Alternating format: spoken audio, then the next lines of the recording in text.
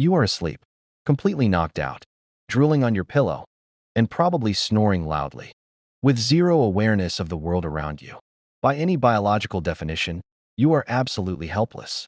Now, imagine you are not in your safe bedroom. You are out in the woods, inside a tent.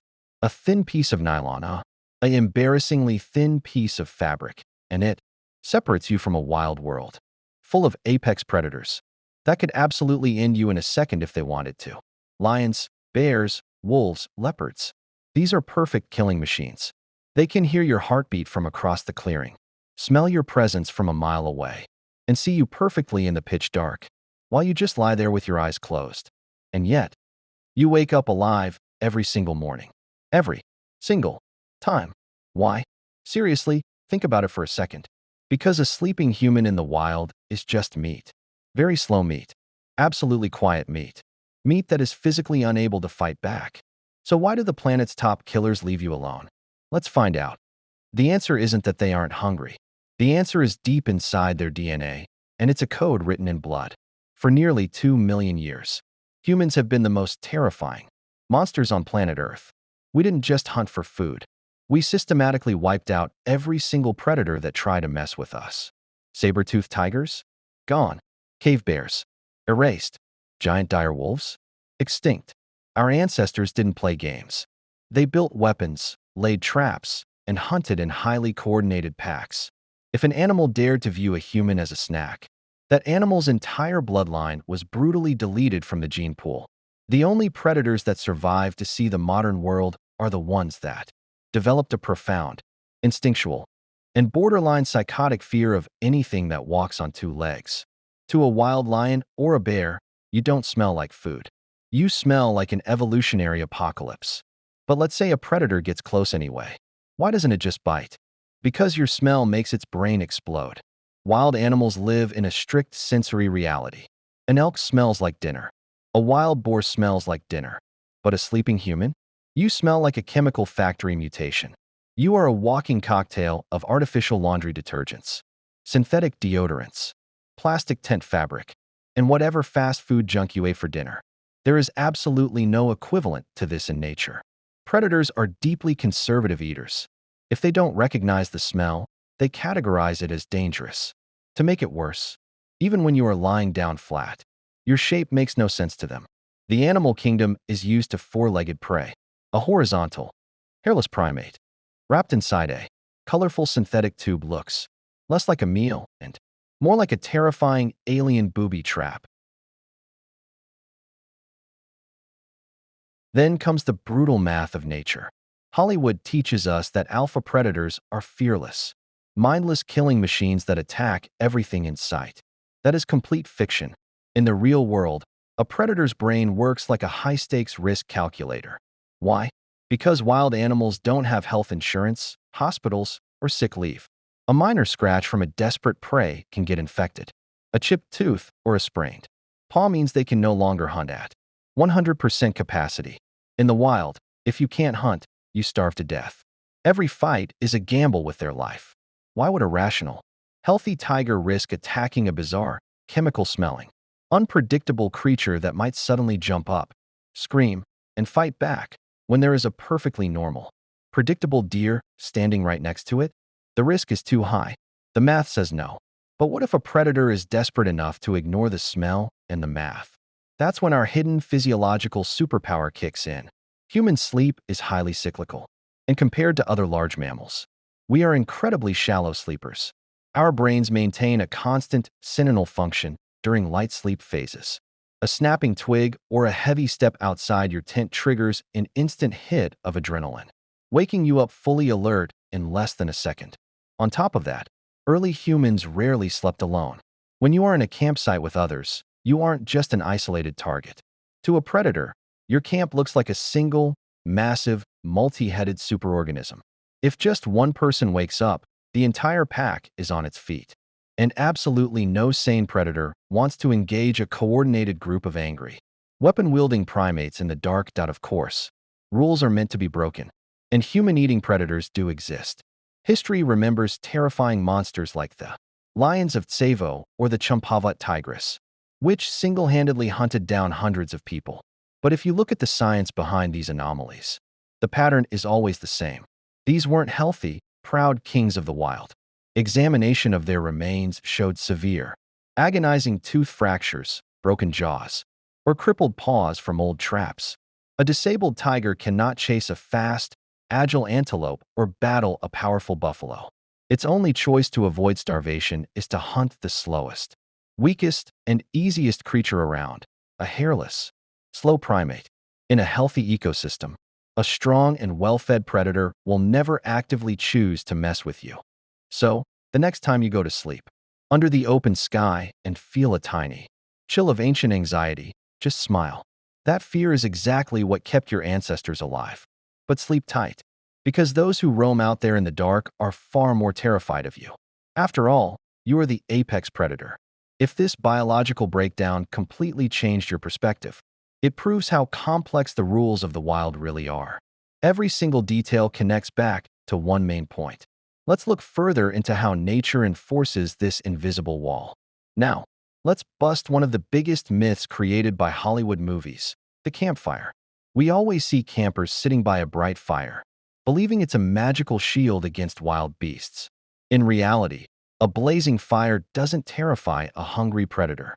It actually attracts them out of pure curiosity. Animals are fascinated by light in the pitch dark. So why don't they attack the human sleeping right next to the fading embers?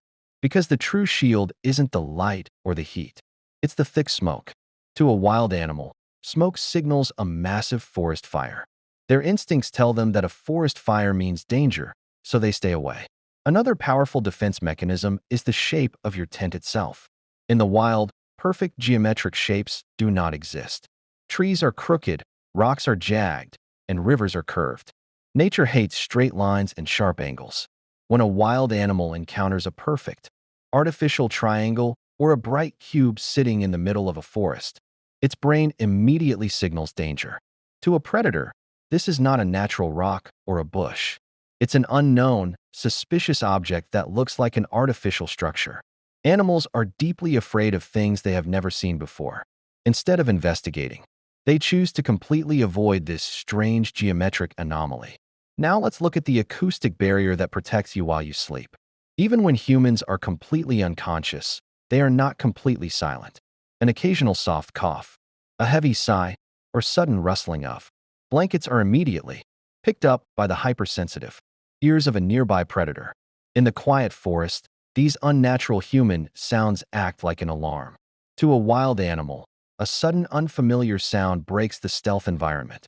Predators rely on absolute stealth to hunt. Noise startles them and ruins their focus. Their risk calculator instantly spikes.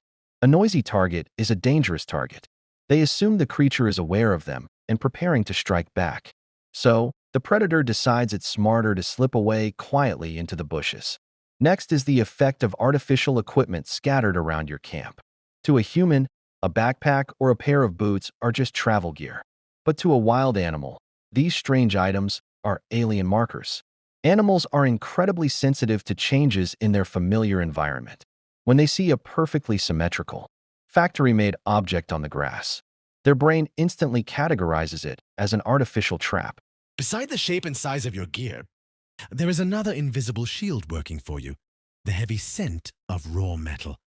When you leave a steel axe, a metallic camping pot, or a tactical knife outside your tent, you are placing evolutionary red flags around your camp. In the deep wilderness, pure refined metal does not exist naturally. To the highly sensitive nose of a predator, the sharpest cold smell of iron and steel is completely alien and alarming. For generations, this exact metallic scent has been associated with human traps. Oh, bullets and cages! Wild animals have learned that where there is a smell of metal, there is a lethal human nearby. Their ancient survival instincts warn them that touching or approaching these cold-hard objects leads to danger. The risk calculation always tells them the same thing. Read. So they turn around and walk away. Finally, there's a cosmic factor working behind the scenes. The phases of the moon. Many people believe that a bright full moon makes predators much more dangerous and aggressive. But wildlife biology reveals the exact opposite anomaly. And during a bright full moon night, Apex predators are actually much less successful at hunting. The bright moonlight acts like a giant stadium lamp, illuminating the entire landscape. Prey animals like deer and antelopes can easily spot a creeping predator from far away. The element of surprise is completely ruined for the big cats. Because their hunting efficiency drops, they become much more cautious about wasting energy.